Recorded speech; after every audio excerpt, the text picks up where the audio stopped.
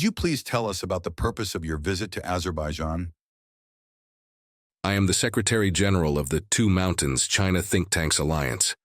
This alliance is organizing a delegation to participate in COP29 and will host an international seminar in Azerbaijan on the topic Carbon Peak, Carbon Neutrality, and the Green Belt of the Silk Road.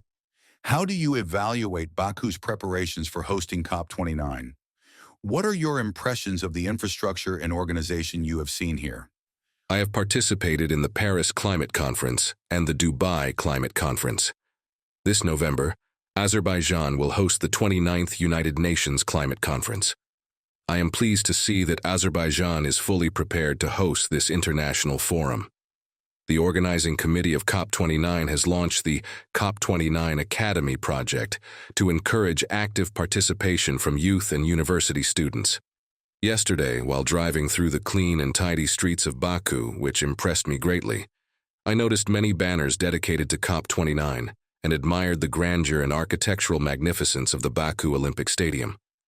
The people of Baku are very welcoming and friendly. In short, Baku has opened its arms to the world. Which aspects of Baku's preparations for COP29 are most important for the Chinese delegation, and why? Since Chinese citizens do not need a visa to enter Azerbaijan, and COP29 will be held in Baku, I am confident that this event will attract even more scientific tourists from China. During COP29, we will present our global vision for jointly building an ecologically sustainable civilization, advocate for the international community to work together to create a beautiful planet with a favorable environment, and propose Chinese solutions based on Eastern wisdom for sustainable human development and global environmental governance. I believe that through the UN Climate Conference, China and Azerbaijan will have the opportunity to exchange deeper views on clean energy, green transport, as well as achieving carbon peak and carbon neutrality. As a regional transportation hub on the Eurasian Continental Bridge, Azerbaijan will undoubtedly offer broader prospects for cooperation in implementing the Green Belt and Road Initiative. What suggestions or recommendations does the Chinese delegation plan to offer to improve Baku's preparations for COP29? In the near future, we are coordinating our efforts with the government bodies of China and Azerbaijan to provide additional recommendations regarding the organization of the UN Climate Conference and the participation of the Chinese delegation. How do you assess China's role in international climate negotiations? And what goals does your delegation have for the upcoming COP29 event? As the largest developing country, China actively participates in the UN Climate Change Conference and responsibly fulfills its commitments. The Paris Agreement sets the general direction for the global green and low-carbon transformation, clarifies the pathways for transition, and plays a vital role in addressing climate change. During the Dubai meeting, in which I participated, a roadmap was agreed upon for an orderly transition from fossil fuels in the energy sector, which has intensified China's actions in this critical decade aimed at achieving net zero emissions by 2050. We expect developed countries, such as the United States, to honor their commitments and take appropriate responsibility in tackling climate change.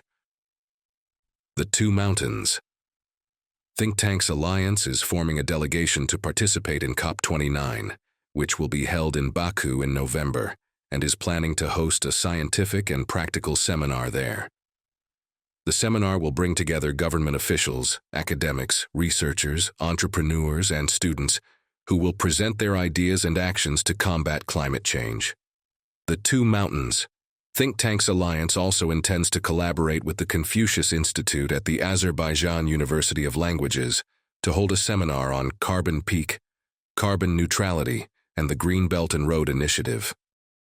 What steps do you consider necessary to enhance cooperation between China and Azerbaijan in the field of sustainable development and climate change in the context of preparing for COP29?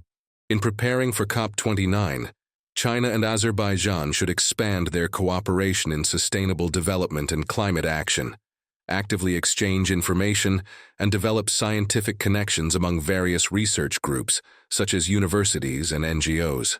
This time, As a representative of Huzhou University and the Two Mountains China Think Tanks Alliance, I visited the Azerbaijan University of Languages and personally witnessed the potential for fruitful cooperation and exchange.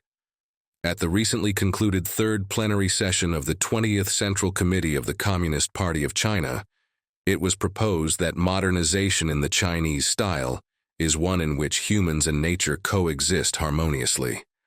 We must enhance the institutional framework of ecological civilization, coordinate efforts to reduce carbon emissions, decrease pollution, expand the green economy, and promote economic growth, actively respond to climate change, and accelerate the improvement and implementation of systems and mechanisms where clean water and air are valuable assets.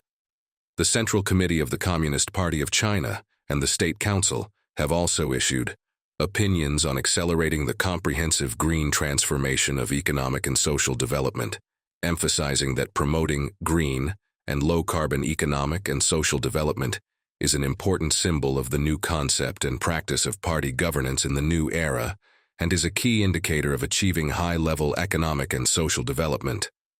Addressing the country's resource and environmental challenges is a crucial aspect of quality development and an essential requirement for modernization to build harmonious coexistence between humans and nature.